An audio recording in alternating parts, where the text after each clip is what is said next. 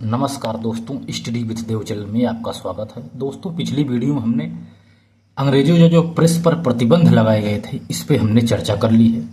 ये छोटी छोटी 2 क्लास थी, एक टेक्निकल कारण से नहीं चल पाई तो उसका पूरा हम दूसरे वीडियो में कराए हैं। छोटी छोटी 5-5, 6-6, 7-7 मिनट की क्लास है।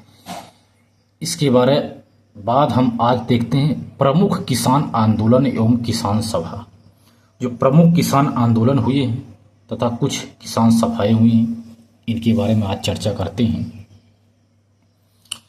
बंगाल में कुछ आंदोलन हुए थे, जैसे नील आंदोलन 1859 से 60 ईस्वी बीच में हुआ था। पाबना विद्रोह 1873 से 76 के बीच में हुआ था। तेभागा आंदोलन 1946 से 1950 ईस्वी में हुआ था। बंगाल में आंदोलन हुआ था। 3 विद्रोह, किसान विद्रोह है तीनों, नील आंदोलन, पामना विद्रोह, तेभागा आंदोलन। बिहार में चंपारण सत्याग्रह 1917 ईस्वी में।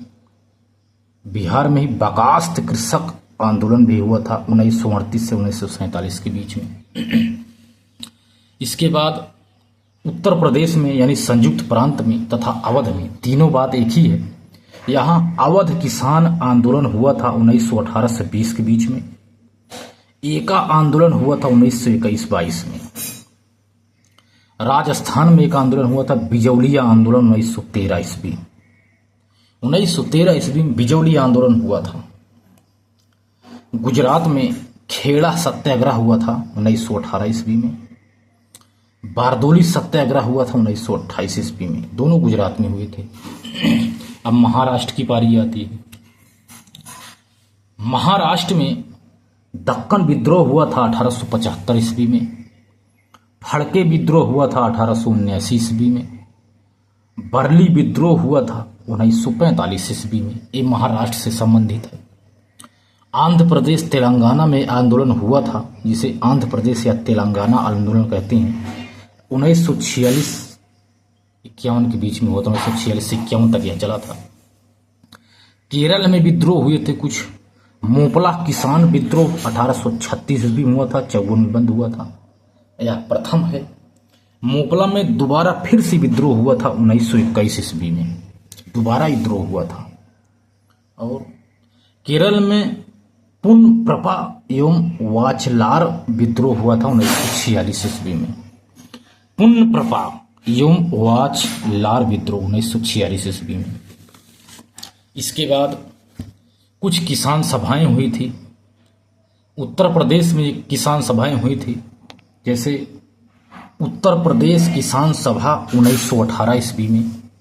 कुछ किसान सभा हुई थी 18 ईस्वी में। गौरी शंकर मिश्र, रुद्र नारायण द्विवेदी, मदन मोहन मालवीय, मोतीलाल नेहरू के नेतृत्व में उत्तर प्रदेश में किसान सभा हुई थी 1918 ईस्वी में। अवध में किसान सभा हुआ था एक 1920 ईस्वी में। बाबा रामचंद्र के द्वारा इसे सभा को बुलाया गया था। यह भी उत्तर प्रदेश में है। आंध्र प्रदेश में एक सभा का आयोजन किया गया था, आंध्र प्रांतीय रैयत सभा 1928 ईस्वी में। इस सभा का आयोजन किया गया था। NG रंग द्वारा इसे स्थापित किया गया। बिहार में एक बिहार किसान सभा की स्थापना हुई थी 1929 ईस्वी में, स्वामी सहजानंद के द्वारा। एक बंगाल में 1929 ईस्वी में सभा हुई थी, कृषक प्रजा पार्टी। यह भी एक सभा थी।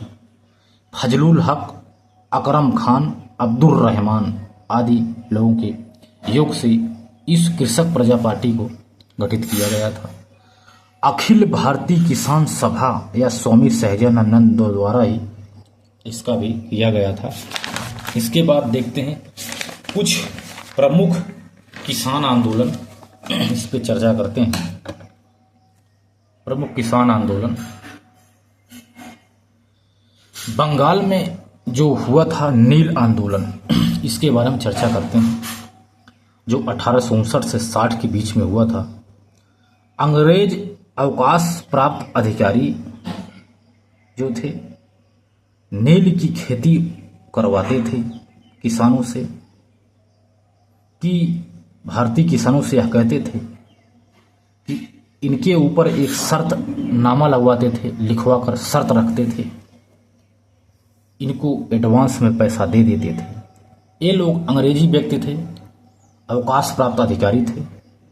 यह भारत में आकर के किसानों से एक शर्तनामा पत्र लिखवाते हैं, इनको एडवांस पैसा दे करके, कि जो यह शर्तनामा है इसी को ही ददनी प्रथा कहते हैं। किसान अपना जो नील है उसी को बेचेगा।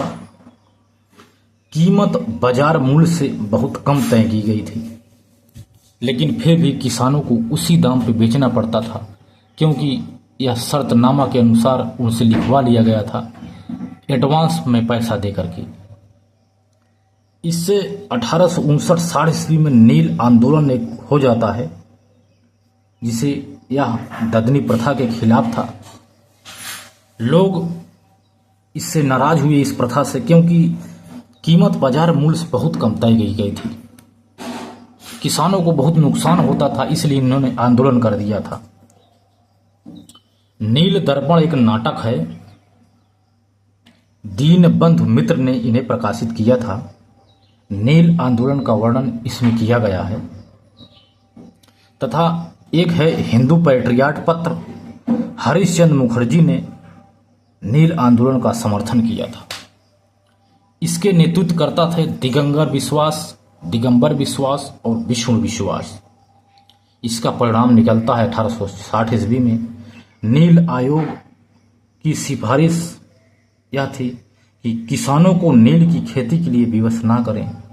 ऐसा आयोग बना और यह आंदोलन समाप्त हो गया।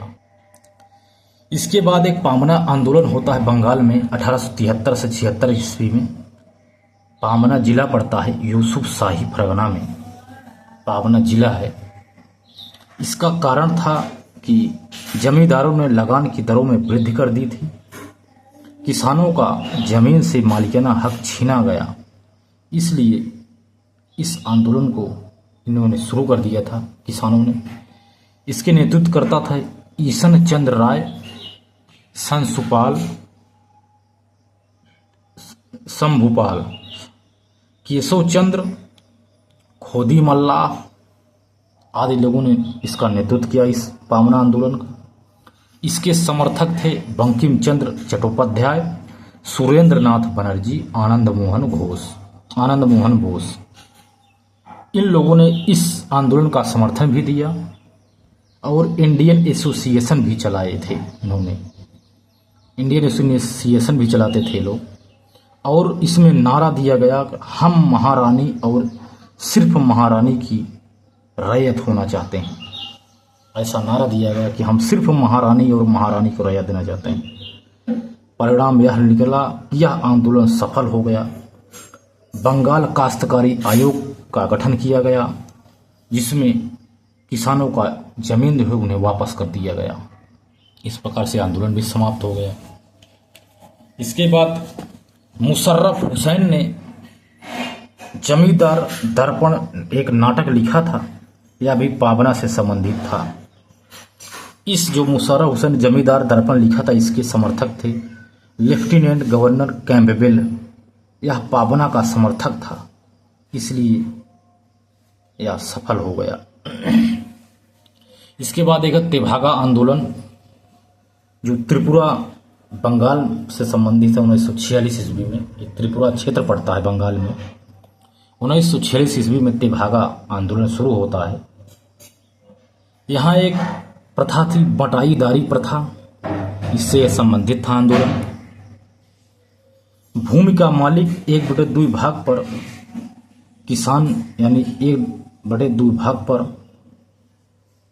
लोग। इसमें यह बताया गया, इसमें फ्लाई कमीशन की सिफारिश की। जो बटाईदार था, इसमें भूमि का मालिक जो किसान 1/2 भाग पर था मात्र। फ्लाई कमीशन की सिफारिश पर किसान को 2/3 भाग दिया गया। यह बंगाल भू राजस्व आयोग के माध्यम से ऐसा किया गया कि भू मालिक को 1/3 चाहिए। तो यह आंदोलन संघर्ष के बल पर लागू कराने के लिए तेभागा आंदोलन को शुरू किया गया था। इसका नेतृत्वकर्ता कंपाराम सिंह और भवन सिंह थे। तो इस पटाईदार में एक बड़े 2/2 किसानों को दिया गया था, तो इसमें 1/3 कर दिया गया था, जिससे यह आंदोलन शुरू हुआ था। लेकिन यह भी आंदोलन समाप्त हो गया था, क्योंकि किसानों का हक था, क्योंकि इनको आधा दिया जाता था। इसलिए तेभागा आंदोलन भी यह त्रिपुरा बंगाल से संबंधित 1946 से संबंधित था। इसके बाद चंपारण में विद्रोह हुआ था बिहार में 1917 में यह बिहार में हुआ था। यह 3 कठिया प्रथा के खिलाफ था। इसको हमने आपको बताया है। 3/भाग पर नील की खेती अनिवार्य कर दी गई थी। नील की मांग कम पड़ने पर अंग्रेज एग्रीमेंट समाप्त करने के लिए अवैध वसूली कर रहे थे। राजकुमार शुक्ल ने गांधी जी को आमंत्रण दिया था। 1917 ईस्वी महात्मा गांधी ने सत्याग्रह चलाया था और यह सत्याग्रह सफल हो रहा। 3 कठिया प्रथा समाप्त हो गई। 25% पैसा वापस किया गया। यह गांधी जी का भारत में प्रथम सफल सत्याग्रह है। एन जी रंगा ने सत्ता का विरोध किया था। इस प्रकार से यह चंपारण सत्याग्रह भी समाप्त हो गया। तो इसके बारे में हमने पढ़ाया भी है। इसके बाद देखते हैं बकास्त कृषक आंदोलन, जो बिहार में बकास्त किसान कृषक आंदोलन बिहार में चला था 1938 ईस्वी में। बकास्त यानी जमीन जिसका लगान ना भरा गया हो, जिसका जमीन का लगान ना भराया गया हो, इसके ऊपर था, यानी बकास्त कृषक आंदोलन था ये। अतः जमीन किसान से ले ली गई और किसान को बटाईदार बना दिया गया। तो एक कानून था नीलामी का 1/2 पैसा जमा करने पर ही भूमि का 1 भाग मिलेगा आपको, ऐसा एक कानून बनाया गया। जब यह बनाया गया तो जमींदारों ने इसके खिलाफ बहुत बड़ा आंदोलन शुरू किया, जिसे बकास्त कृषक आंदोलन कहते हैं। क्योंकि जिसकी ज़मीन है उसी को लगान देना था, लेकिन फिर भी बटाईदार इनको बना दिया गया कि आधा ही आपको मिलेगा। इसके नेतृत्वकर्ता थे यदुनंदन शर्मा, यमुना कारी, स्वामी श्रद्धानंद आदि। 1948 में बिहार में जमींदारी उन्मूलन अधिनियम लाया गया। इसके बाद यह आंदोलन समाप्त हो गया। इसके बाद कुछ देखते हैं किसान आंदोलन हुए थे। तो अवध किसान सभा आंदोलन संयुक्त प्रांत में हुआ था 1918 से 20 ईस्वी में। अवध प्रांत में इसका आयोजन किया गया था। इसका कारण था प्रथम विश्व युद्ध में महंगाई बढ़ी, लगान बढ़ा, किसानों को जमीन से बेदखल किया जा रहा था प्रथम विश्व युद्ध के बाद। इस कारण से अवध में किसानों ने आंदोलन शुरू कर दिया था। 1918 ईस्वी में उत्तर प्रदेश में किसान सभा का गठन किया गया। एक मोतीलाल नेहरू और मदन मोहन मालवीय तथा गौरी शंकर ने मिलकर के एक सभा का गठन किया। अवध किसान सभा का गठन किया गया। शंकर मिश्र, इंद्र नारायण अवस्थी, बाबा रामचंद्र आदि ने भी इसका समर्थन दिया। यह फैजाबाद, रायबरेली, प्रतापगढ़ और सुल्तानपुर आदि जगह पर था। गांव रूल केंद्र, एक गांव था रूर, उसे केंद्र बनाया गया। इस प्रकार से यह नाई धोबी बंद या एक आंदोलन इसे कहते हैं, इस प्रकार से इसे संचालित किया गया। यह बहुत बड़ा एक किसान सभा था, इसमें सभी लोगों ने मिलकर किया था। इसे नाई धोबी बंद भी कहते हैं। इससे यह संचालित किया गया था। एक आंदोलन है एका आंदोलन 1921-22 ईस्वी संयुक्त प्रांत से संबंधित है। यूपी में 1921 से 22 में हुआ था एका आंदोलन। यह सीतापुर, हरदोई, बहराइच, बाराबंकी आदि जगह इसे चलाया गया। इसका नेतृत्व मदारी पासी ने किया था तथा सहदेव ने किया था। इसमें गंगा की सौगंध किसान लेते थे। जब गंगा की सौगंध लेते हैं कि हम अतिरिक्त लगान अदा नहीं करेंगे इस आंदोलन में। और इस आंदोलन की कुछ मांगे थी कि लगान नगद दिया जाए, लगान की दरें कम करें। 1922 ईस्वी में इस आंदोलन का दमन कर दिया गया अंग्रेजों द्वारा तथा यह आंदोलन समाप्त हो गया। बिजौली आंदोलन यह राजस्थान का है, 1913 ईस्वी में चला था। 41 में यह समाप्त हुआ था। मेवाड़ में यह चला था राजस्थान के मेवाड़ में। इसके नेतृत्व साधु सीताराम दास और विजय सिंह पथिक द्वारा किया गया था। विजय सिंह पथिक को भूप सिंह कहते हैं। इसका कारण था कि 84 प्रकार के टैक्स थे, लगान की दरें थी, बेदखली की बातें थी, बेगारी थी। नारायण बटले ने बेगार के खिलाफ नेतृत्व भी किया था। इसी के कारण से बिजौलिया आंदोलन शुरू हुआ था। बाद में 1941 में इसे समाप्त कर दिया गया। इसके बाद जो यह आंदोलन था, सरकारी प्रतिनिधि हॉलैंड ने समझौता कराया कि 35 प्रकार के जो टैक्स है उसे हटा दिया गया, जो बिजौलिया में राजस्थान में। जमनालाल बजाज और मणिकलाल बजाज ने इनका समर्थन किया।